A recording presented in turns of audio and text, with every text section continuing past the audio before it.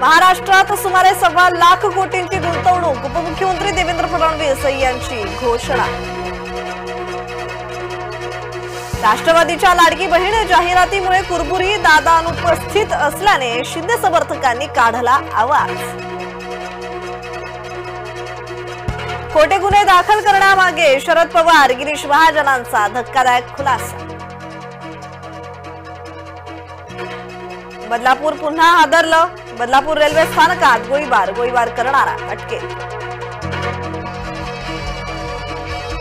Jaydeep आपटेसह Chetan पाटीलला police कोठडी, शिवराय पुतळा प्रकरणी 10 सप्टेंबरपर्यंत पोलीस कोठडी।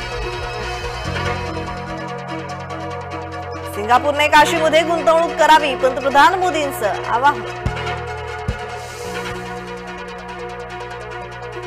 चूक झाल्याने पंतप्रधान मोदींनी माफी मागितली, राहुल यांचं पंतप्रधान मोदींना प्रत्युत्तर।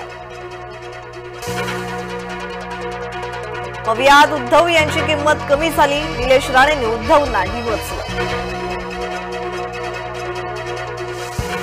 लालबागच्या राजाचं मुखदर्शन संपन्न, लालबागच्या राजाचा घोषणांनी दणाणला मंडप।